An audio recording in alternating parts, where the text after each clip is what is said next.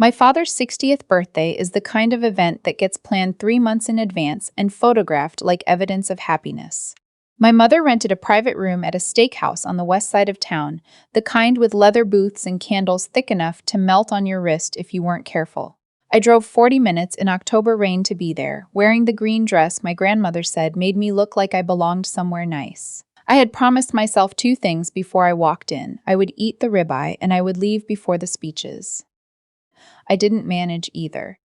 My brother arrived with his girlfriend and a bottle of Maker's Mark he hadn't paid for himself. I knew because he'd texted me the week before asking if I could Venmo him $60 for a birthday gift. I sent it without comment, the way I'd been sending things without comment for 3 years.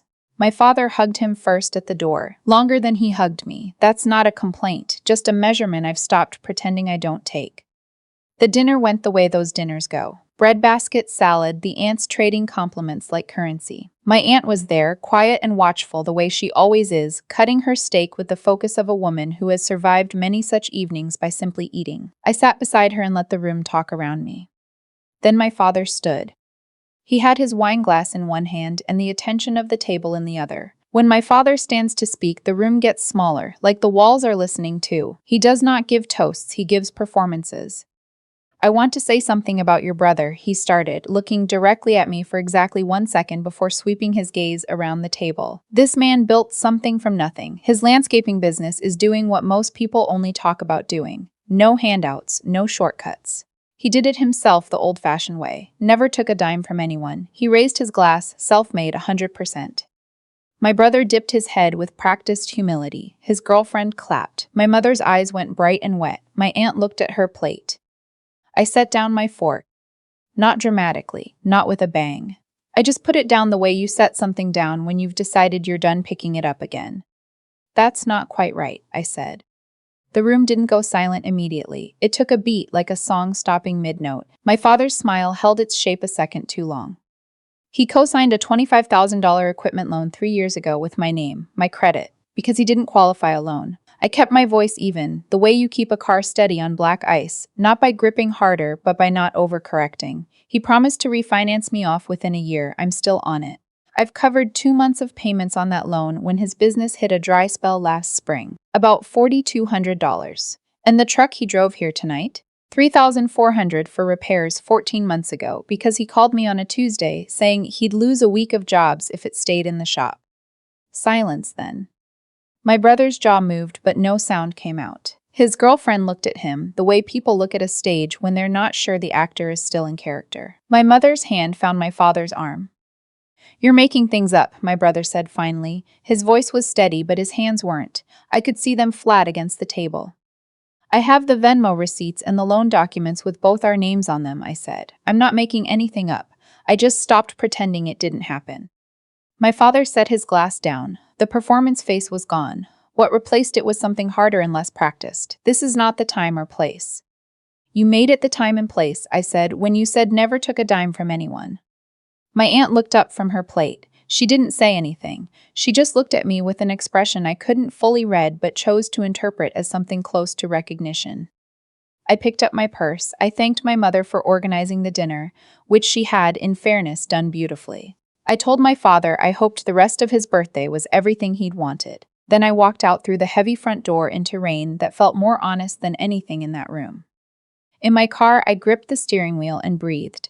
I hadn't planned the speech. I hadn't rehearsed it. It had just come out clean and direct, the way truth sometimes does when you've been swallowing it long enough that your throat finally refuses.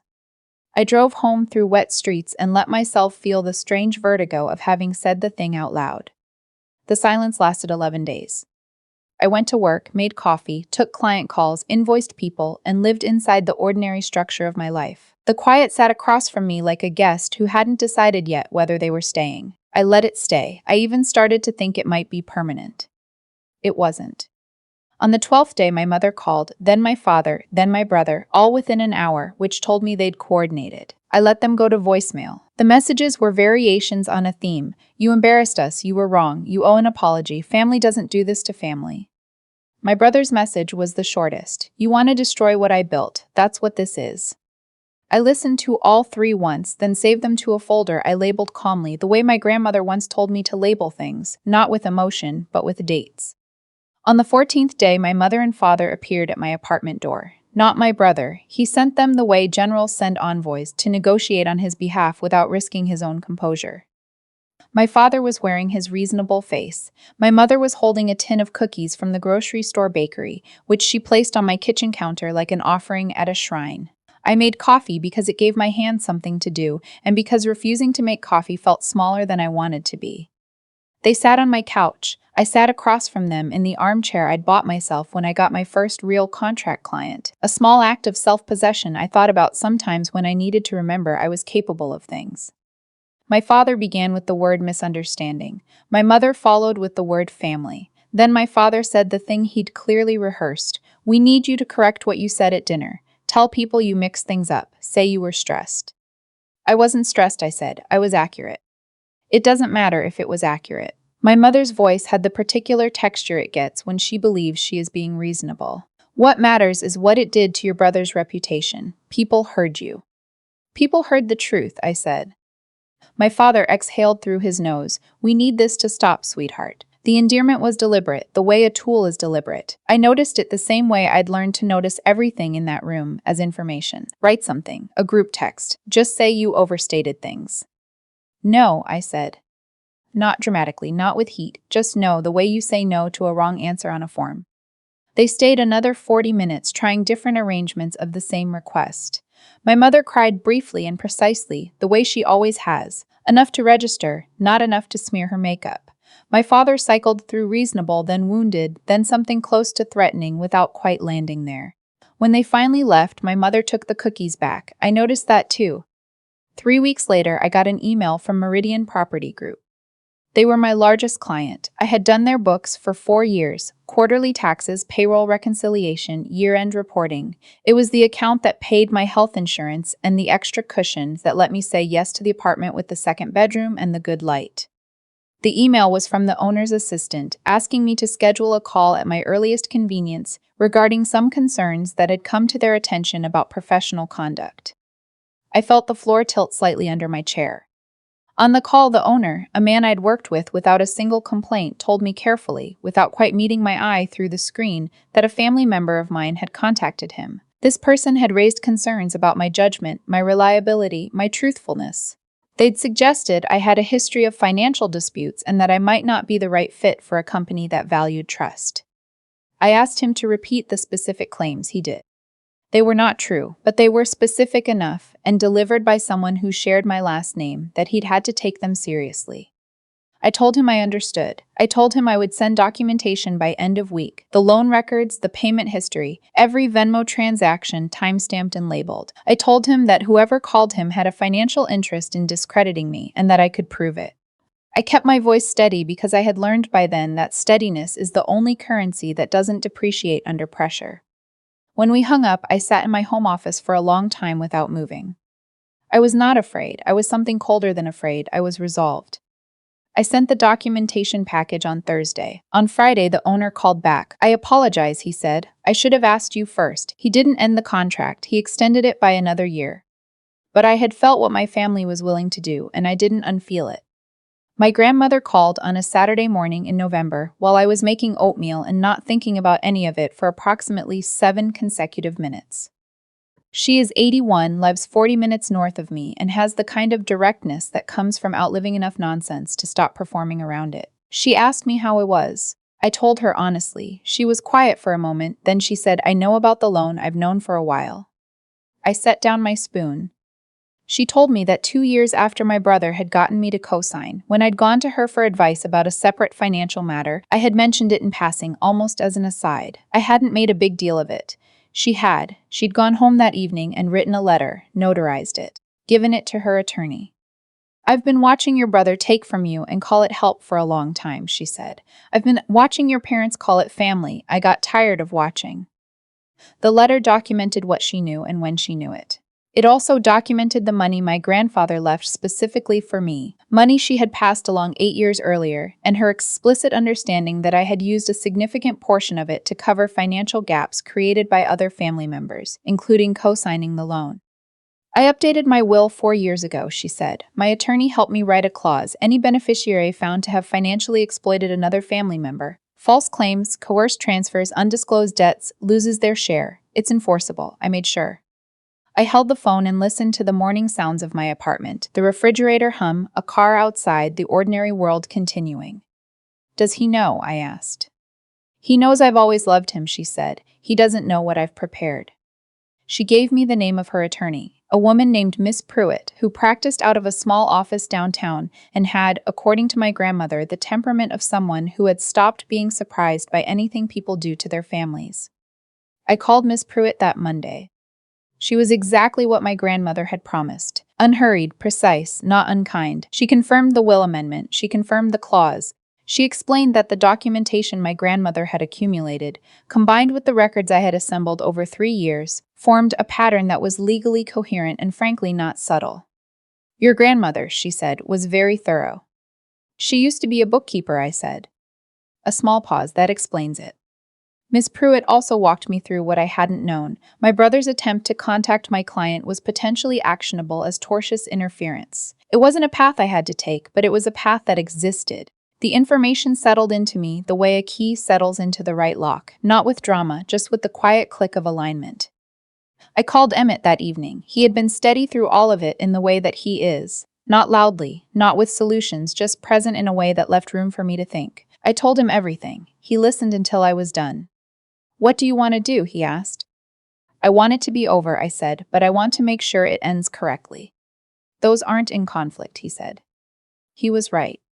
I reached out to my aunt, the woman who had looked at me from across the birthday table, with that expression I hadn't quite been able to name. We met for lunch at a diner near her office, the kind of place where the coffee comes automatically and no one minds if you stay for 2 hours. She was already there when I arrived, hands wrapped around a mug, looking like someone who had already decided to tell me something. She had heard what my brother did with my client. Word moved fast in our family, always had, mostly in the wrong direction, but this time it had moved toward her, and she hadn't liked what it carried. I lent your brother $2,000 4 years ago, she said. He said it was a bridge loan just for a month. She looked at her coffee. I stopped counting the months. I nodded. I wasn't surprised. I've been quiet about this family for a long time, she said. I think I'm done with quiet. She came to Miss Pruitt's office the following week and added her own documentation to the record, not as an act of war, but as an act of accuracy. The formal notice arrived 6 weeks after my grandmother and I first spoke. My grandmother's attorney sent letters to the relevant parties. The letters were measured and factual. They outlined the clause, the documented history, and the determination that based on available evidence, loan records, payment histories, professional interference, and the cosign exposure that had never been rectified, 2 beneficiaries had triggered the conditions of disqualification. My father and my brother. My mother was not named. That was its own kind of judgment. I did not see the letters. I learned about them through my aunt, who had been copied, and through the silence that followed from the people who had not been. My brother called once, 2 days after the letters arrived. I did not answer.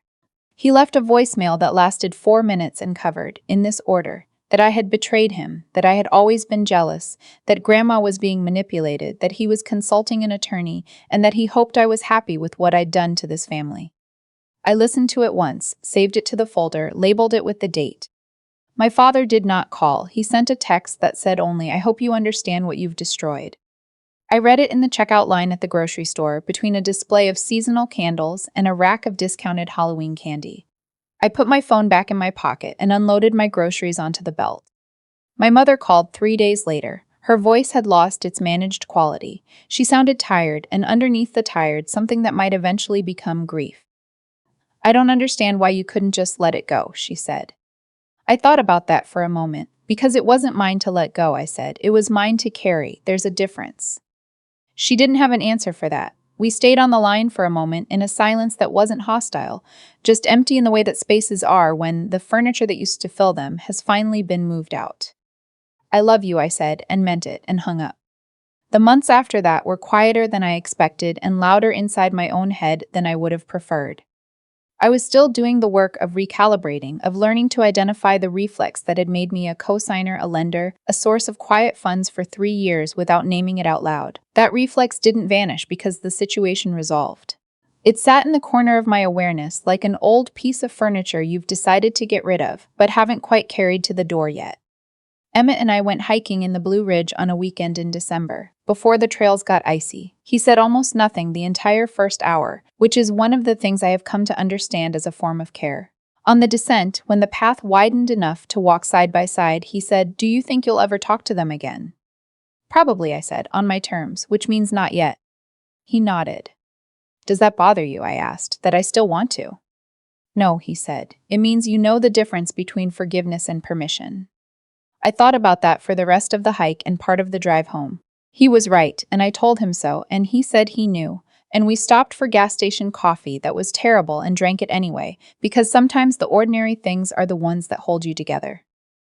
My aunt texted me on New Year's Eve, "To the year ahead, no co-signing anything you didn't choose." I sent back a single thumbs up that I meant as a standing ovation.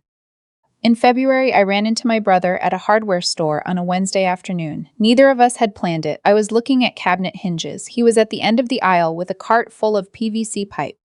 We saw each other at the same moment. He looked older than 60 days should account for. The practiced confidence was still there, but it sat differently on him now, like a jacket that no longer fit quite right. I nodded at him. He nodded back. We did not speak. It lasted maybe 4 seconds. Then we both went back to looking at what we'd come for. I stood in that hardware store aisle for a full minute after he turned the corner, just breathing. Not in grief, not in anger, in something more like the stillness that follows when you've been bracing for an impact and it doesn't come. The cosign is still in process. Ms. Pruitt's office is working with the loan servicer to remove my name, a process that requires my brother's cooperation, which he is providing slowly through his own attorney. Because he no longer has the leverage not to. It will be resolved by spring. Miss Pruitt told me not to be surprised if it takes until summer. I wrote the date in my calendar in pencil. There is a version of this story where I am the villain. I know that version exists because my father believes it, and my brother has started to narrate it to people in their shared circles. In that version, I ambushed a birthday toast out of jealousy, weaponized a grandmother who didn't fully understand what she was signing, and destroyed a self-made man's reputation because I couldn't celebrate his success without making it about me. I have stopped trying to correct that version where it lives. What I do instead, I keep records. I answer direct questions directly. I am kind to people in my family who were kind to me, and I am no longer available to the ones who were not. These are not dramatic gestures. They are just the ordinary maintenance of a life that has stopped subsidizing its own erasure. My grandmother sent me a card last month, no occasion. On the inside, in her precise cursive, "Paper tells the truth when people won't. Your grandfather said that. Turns out he was right about more than one thing." I put it on my desk where I can see it from my chair, the one I bought myself, the one that faces the window, the one I sit in every morning with my coffee before the workday begins. The light comes in at a certain angle in winter that makes the room look like it belongs to someone who has figured out at least a few things. I don't know if I've figured them out, but I know the difference between a loan and a gift, and I know which one my family was calling love. I know the sound of a name on a document that shouldn't be mine anymore, and I'm watching that sound finally go quiet.